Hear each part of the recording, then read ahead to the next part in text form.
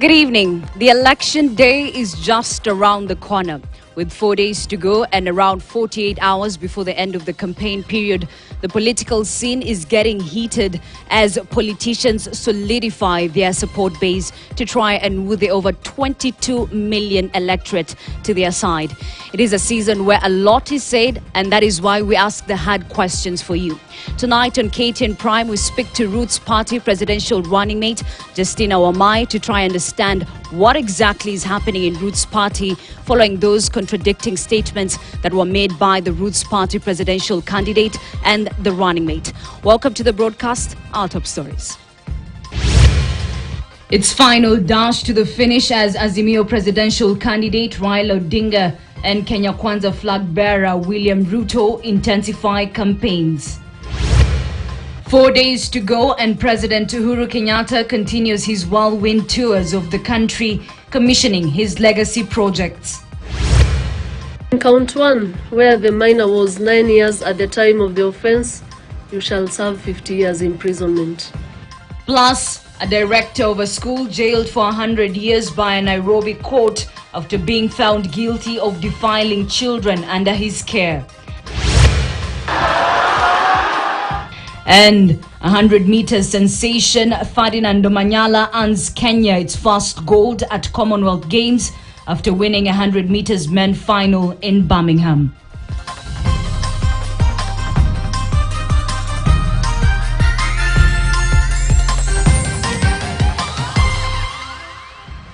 It's a pleasure to have you with us. Our sign language interpreter is Freshia Wanjiku and I am Ashley Mazuri.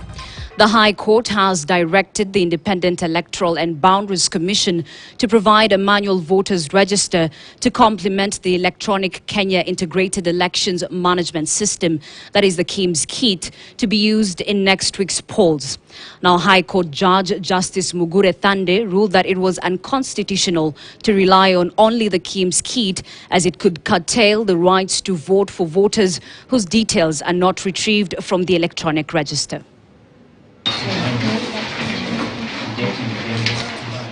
Just how to identify voters on the 9th of August has been a contentious issue ahead of the polls. Azimio la Umoja One Kenya demanded the use of the manual register as a backup to verify voters. You're telling the IEBC they must have a manual register along with biometric identification of the voters on that polling day. Kabla hivyo hakuna uchaguzi. The United Democratic Alliance, UDA, on the other hand, supports the use of the electronic register only. The IEBC has maintained that the manual register will only be used as a last resort, where 3 different KIEMS kits fail to identify a voter. The decision to go digital, IEBC says, followed a post-mortem analysis of the 2017 polls, which revealed weaknesses with the manual register. The fact is, the digital register is the same register as what would be on the hard copy register. So the fear that voters will be turned away, that's not true. Nobody will be turned away so long as they have an ID and they are registered. The reason why the Commission has decided to use a digital register as opposed to physical register is to prevent certain malpractices that were actually there before. 7 lobby groups, among them the Kenya Human Rights Commission, AFRICOG, Haki Yetu and Katiba Institute, moved to court seeking to have the IEBC compelled to provide a manual register of voters in every polling station. The IEBC will have to provide a manual voters register at the 46,229 polling stations to complement the KIEMS kits in next week's polls, following a court ruling. High Court Judge Justice Mugure Thande ruled that it will be unconstitutional for the IEBC to conduct elections without a manual register to complement the electronic one.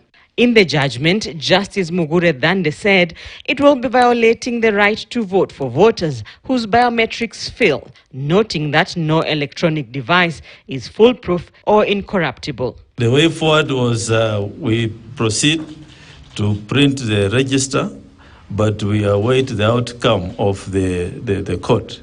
as to the way forward on the matter of physical register versus the digital register. The court ruling now settles the uncertainty, just 4 days to go to the polls. Rita Tinina, KTN News. An audit of the Electoral Commission's register discovered 14 mysterious returning officers who had been running the IEBC integrated database management system. Now, according to a detailed report by KPMG, the IEBC digital voters register had more than 2 million mysterious voters who used duplicate or fake documents to register. Now, some were registered twice in past elections. The report disclosed that the mysterious returning officers had privileges to transfer, delete, insert, trigger, truncate and update the voters' register at will, adding that one user, Postgres, had super user access privileges. The digital returning officers are supported by 513 generic accounts in the IDMS against 9 genuine accounts. They had privileges to access the voters' register in the IDMS.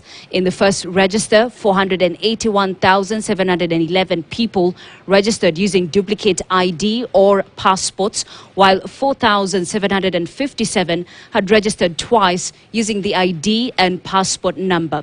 About 164,269 used fake documents, 226,143 registered twice, while 465 people were dead. Now, about 1,928 registered with an ID and passport number. The IDs and names of 143 people failed to match. Another audit established 325,715 fake voters and knew 931,504 people in the voters registered. Now, in a detailed response in the dailies today, IEBC Chair Wafula Chebukati said there were no ungazetted polling stations. Chebukati said the commission has published all polling stations on the Kenya Gazette. Now, politicians eyeing the presidency have about 48 hours before the end of the campaign period to convince voters on why they're best suited to be Kenya's 5th president. The two leading presidential candidates, Azimio la Umoja One Kenya flag bearer, that is Raila Odinga, and UDA's Deputy President William Ruto, are in the last dash to woo support as the clock continues to tick towards the August 9th date. This came as the Kenya Kwanza side got a reprieve from the courts to hold their final rally in Nyayo Stadium on Saturday. KTN's political affairs reporter Emmanuel To with more. With exactly 2 days left before the end of the official campaign period, both leading teams have put their best foot forward to deliver one last kick in the home stretch towards the Tuesday 9th polls. The two front-runners, Azimio la Umoja One Kenya presidential candidate Raila Odinga and UDA's William Ruto, have been campaigning to safeguard their strongholds this week. Alikuwa na ruka hapa na pale, anaenda kanisa ile kutoa pesa kuduni namna hii, lakini kazi ya ofisi alikuwa hafanyi. The Azimio flag bearer Raila Odinga has been on a high gear to galvanize the over 3.1 million votes in his Nyanza backyard, with some rallies held in Kisii and Kakamega, and today, Thursday, he was in his Kisumu backyard. Raila is now left with two major events, a mega rally in Mombasa on Friday and a jamboree in Kasarani Stadium, Nairobi on Saturday. All these have been traditional support bases for the former Prime Minister. Ukombozi ya tatu ni hii ya kura ya wiki ijayo. Hii sasa ni kuleta ukombozi ya kiuchumi, the economic liberation of Kenya. Ukienda kushoto, unaenda kwa ufisadi. President Uhuru Kenyatta's new resolve to campaign for the Azimio candidate, also adding impetus to Odinga's 5th stab at the house on the hill. Unaweza kuanza safari na mtu na kwa roho yako you mean well, si ndio? Lakini ukiwa unafika pale karibu, mnaendelea, unaangalia nyuma, unaona kiti ya nyuma imerushwa nje Munaendelea, unaona sasa, jamani, tukiendelea hii gari haifiki pahali inatakikana kufika. Tunataka huyu mzee ashinde. On his part, the DP has also adopted the same script, moving to fence off his backyards as the race to State House hots up. This week alone, the DP has held whistle-stop rallies in the Mount Kenya and the Rift Valley regions respectively, focus being turnout. Since Sunday, the DP has been in Nandi, Uasin Gishu, Baringo, Trans Nzoia, Nakuru, Nyeri, Murang'a, Kiambu, among other areas perceived as his strongholds. The DP and the former Prime Minister will be spoiling for a major clash Friday when both camps will be squaring out for the soul of the coastal vote. The DP has remained bullish, taking no prisoners in his quest to attack Raila's staffs. This comes as the Kenya Kwanza team got a reprieve from the courts Thursday to stage a final parallel rally in the capital at the Nyayo National Stadium. The court has said we should have the meeting in Nyayo Stadium.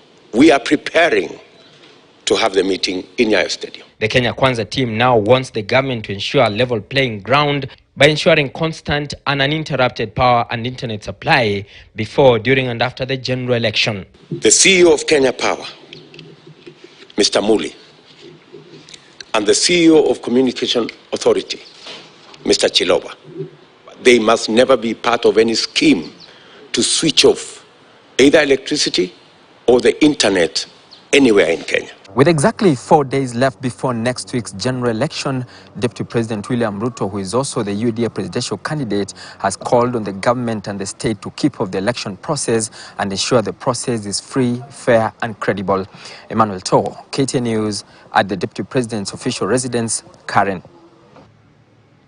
Staying with August 9th, the Independent Electoral and Boundaries Commission, that is IEBC, says it will lay down mechanisms to expeditiously address complaints that could arise at any point during next week's polls. Speaking during the